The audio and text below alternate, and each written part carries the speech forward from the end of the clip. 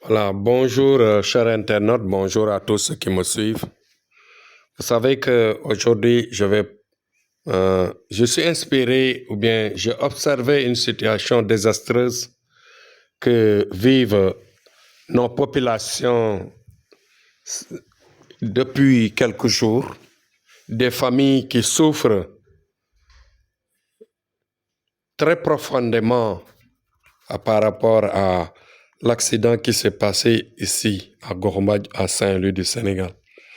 Vous voyez que des jeunes ont perdu la vie en rêvant d'aller chercher une vie meilleure. Beaucoup de gens maintenant les reprochent. Je comprends bien cette situation. Les gens souffrent, c'est vrai.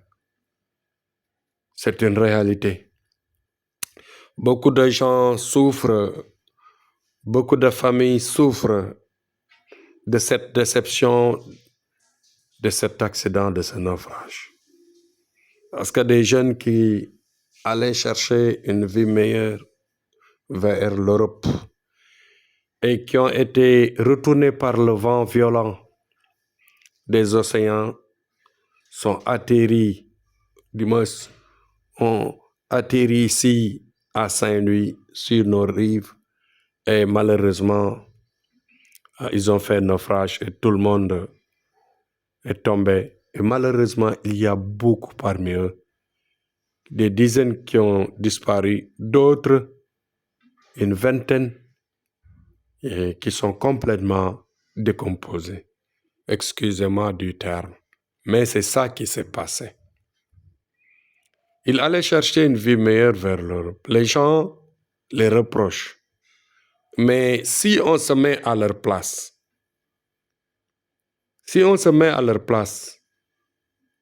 on va les comprendre.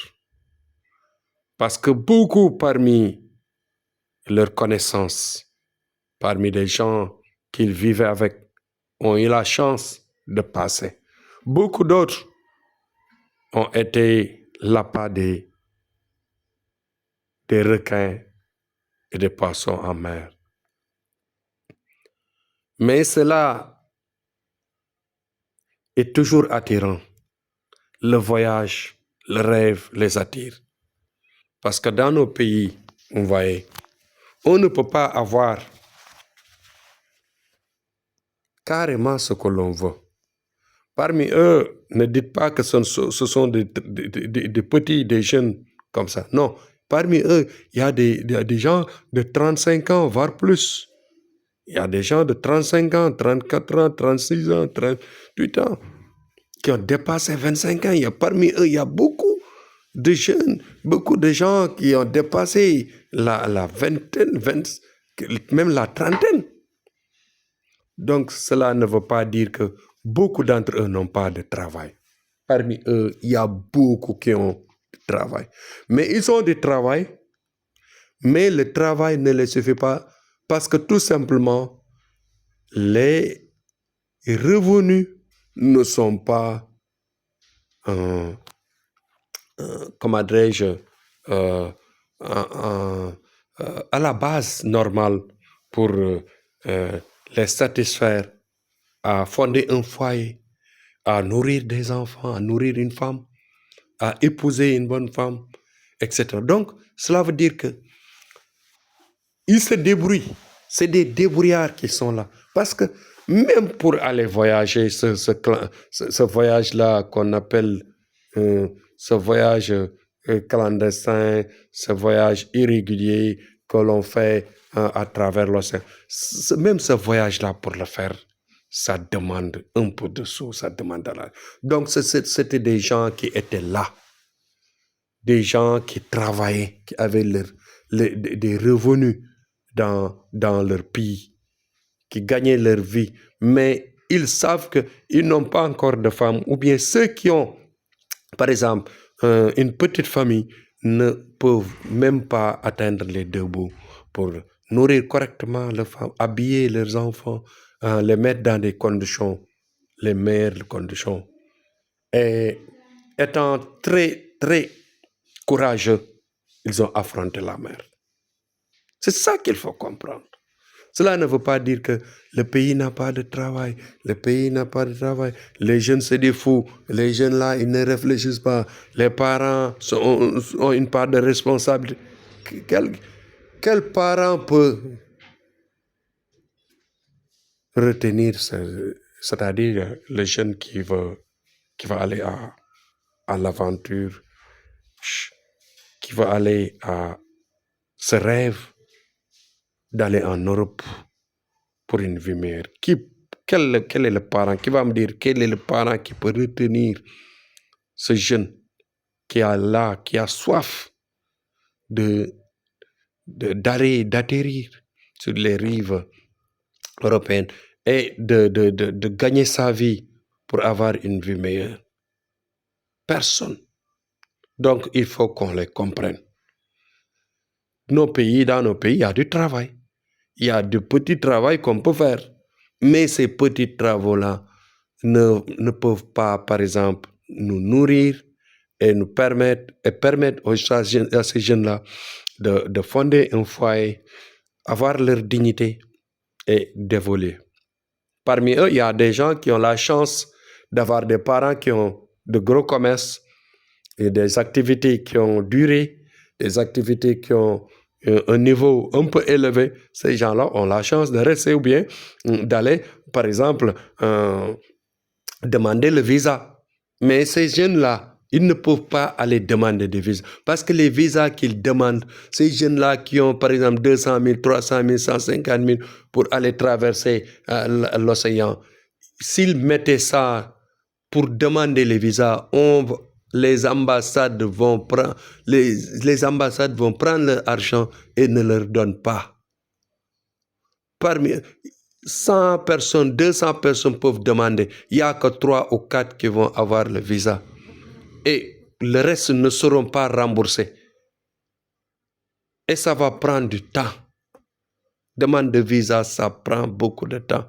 Donc, dites-vous bien. Et puis, il y a des conditions, il y a les invitations, il y a des cautions, il y a des trucs. Il y a beaucoup de réalités. Qu'on ne se leurre pas, qu'on se dise la vérité. On doit prier pour eux. On doit les dissuader. C'est vrai parce que c'est des risques. Mais à 100%, c'est des choses naturelles. Parce que tout simplement, c'est la vie qui est difficile. Qu'on se dise la vérité.